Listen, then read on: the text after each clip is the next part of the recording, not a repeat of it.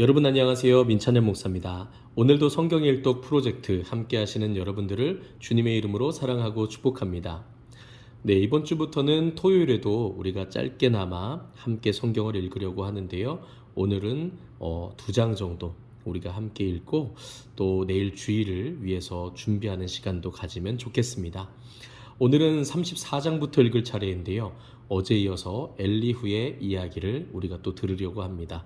어제 말씀드린 것처럼 엘리후 역시 새 친구와 크게 다르지 않다라고 제가 말씀을 드렸는데 이런 부분들을 좀 분별하시면서 우리가 함께 읽으면 좋겠습니다. 그럼 욥기 34장 1절부터 우리 함께 읽도록 하겠습니다. 엘리후가 말하여 이르되 지혜 있는 자들아 내 말을 들으며 지식 있는 자들아 내게 귀를 기울이라. 입이 음식물의 맛을 분별함 같이 귀가 말을 분별하나니 우리가 정의를 가려내고 무엇이 선한가 우리끼리 알아보자.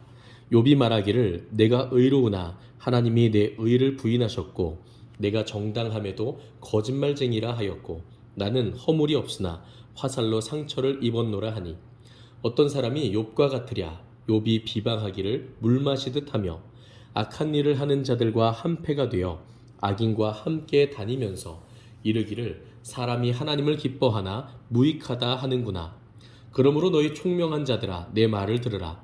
하나님은 악을 행하지 아니하시며 전능자는 결코 불의를 행하지 아니하시고 사람의 행위를 따라 갚으사 각각 그의 행위대로 받게 하시나니 진실로 하나님은 악을 행하지 아니하시며 전능자는 공의를 굽히지 아니하시느니라. 누가 땅을 그에게 맡겼느냐 누가 온 세상을 그에게 맡겼느냐. 그가 만일 뜻을 정하시고 그의 영과 목숨을 거두실진대 모든 육체가 다 함께 죽으며 사람은 흙으로 돌아가리라. 만일 내가 총명이 있거든 이것을 들으며 내 말소리에 귀를 기울이라. 정의를 미워하시는 이시라면 어찌 그대를 다스리시겠느냐. 의롭고 전능하신 이를 그대가 정죄하겠느냐. 그는 왕에게라도 무용지물이라 하시며 지도자들에게라도 악하다 하시며 고관을 외모로 대하지 아니하시며 가난한 자들 앞에서 부자의 낯을 세워주지 아니하시나니 이는 그들이 다 그의 손으로 지으신 바가 됨이라. 그들은 한밤중에 순식간에 죽나니 백성은 떨며 사라지고 세력 있는 자도 사람의 손을 빌리지 않고 제거함을 당하느니라. 그는 사람의 길을 주목하시며 사람의 모든 걸음을 감찰하시나니 행악자는 숨을 만한 흑암이나 사망의 그늘이 없느니라. 하나님은 사람을 심판하시기에 오래 생각하실 것이 없으시니 세력 있는 자를 조사할 것 없이 꺾으시고 다른 사람을 세워 그를 대신하게 하시느니라. 그러므로 그는 그들의 행위를 아시고 그들을 밤사이에 뒤집어 엎어 흩으시는도다.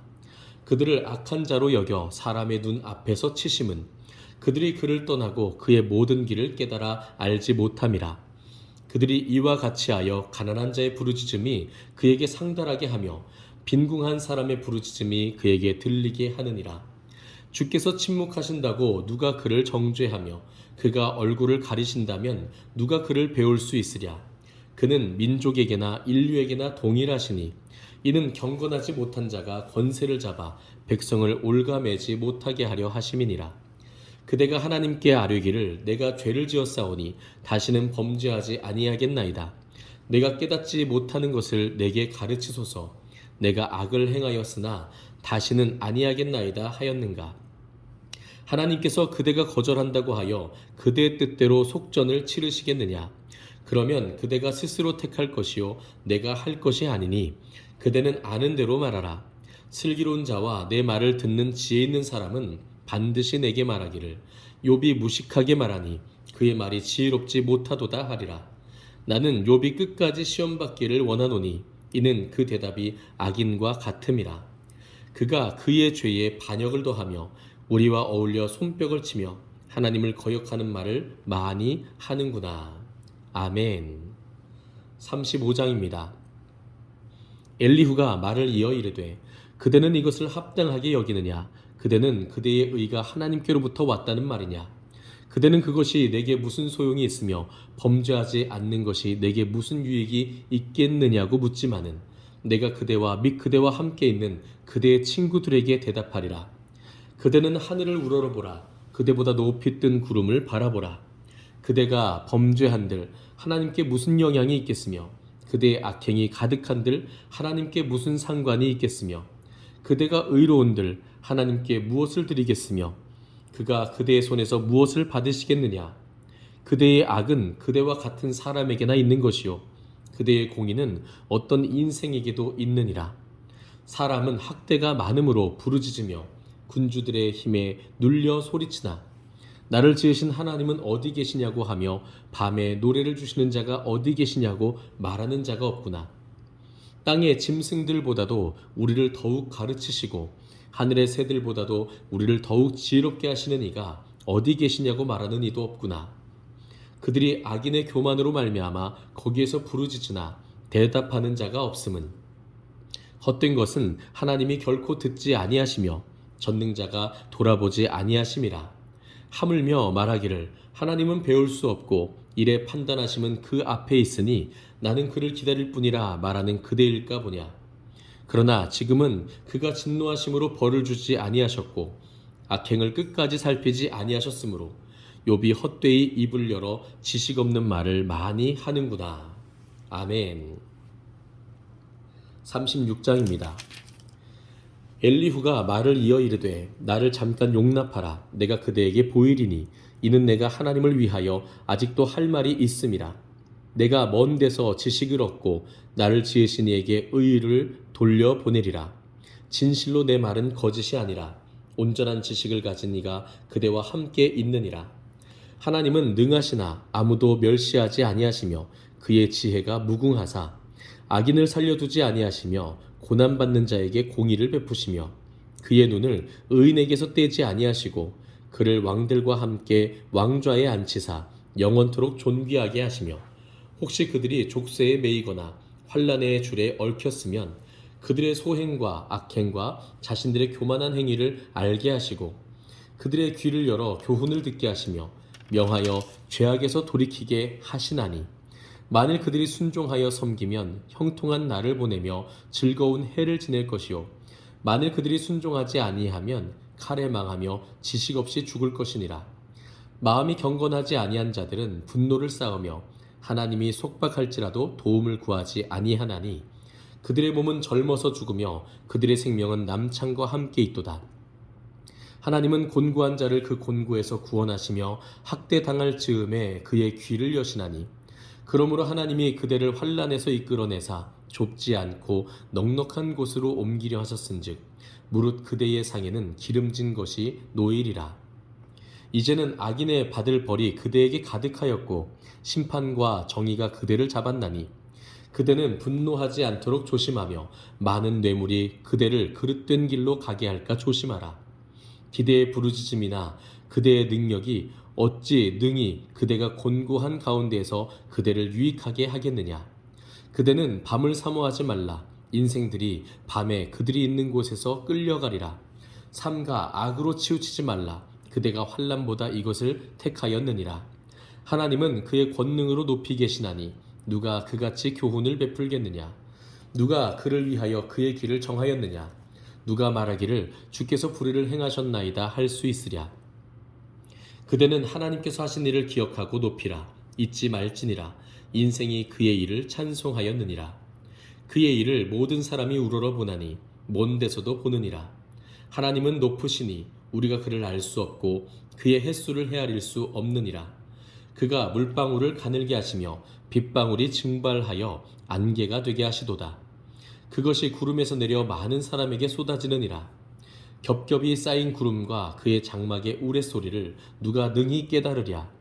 보라, 그가 번갯불을 자기의 사면에 펼치시며 바다 밑까지 비치시고 이런 것들로 만민을 심판하시며 음식을 풍성하게 주시느니라. 그가 번갯불을 손바닥 안에 넣으시고 그가 번갯불을 명령하사 관역을 치시도다. 그의 우레가 다가오는 풍우를 알려주니 가축들도 그 다가옴을 아느니라. 아멘. 37장입니다. 이로 말미암아 내 마음이 떨며 그 자리에서 흔들렸도다. 하나님의 음성 곧 그의 입에서 나오는 소리를 똑똑히 들으라. 그 소리를 천하에 펼치시며 번갯불을 땅 끝까지 이르게 하시고 그 후에 음성을 발하시며 그의 위험찬 소리로 천둥을 치시며 그 음성이 들릴 때에 번개를 멈추게 아니하시느니라. 하나님은 놀라운 음성을 내시며 우리가 헤아릴 수 없는 큰 일을 행하시느니라. 눈을 명하여 땅에 내리라 하시며 적은 비와 큰 비도 내리게 명하시느니라.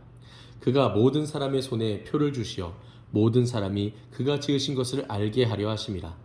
그러나 짐승들은 땅 속에 들어가 그 처소에 머무느니라. 폭풍우는 그 밀실에서 나오고 추위는 북풍을 타고 오느니라. 하나님의 입김이 얼음을 얼게 하고 물의 너비를 줄어들게 하느니라. 또한 그는 구름에 습기를 실으시고 그의 번개로 구름을 흩어지게 하시느니라. 그는 감싸고 도시며 그들의 할 일을 조종하시느니라. 그는 땅과 육지 표면에 있는 모든 자들에게 명령하시느니라. 혹은 징계를 위하여 혹은 땅을 위하여 혹은 긍휼을 위하여 그가 이런 일을 생기게 하시느니라. 욥이여 이것을 듣고 가만히 서서 하나님의 오묘한 일을 깨달으라. 하나님이 이런 것들에게 명령하셔서 그 구름의 번개로 번쩍거리게 하시는 것을 그대가 아느냐? 그대는 겹겹이 쌓인 구름과 완전한 지식의 경이로움을 아느냐? 땅이 고요할 때에 남풍으로 말미암아 그대의 의복이 따뜻한 까닭을 그대가 아느냐? 그대는 그를 도와 구름장들을 두들겨 넓게 만들어 녹여 부어 만든 거울같이 단단하게 할 수 있겠느냐?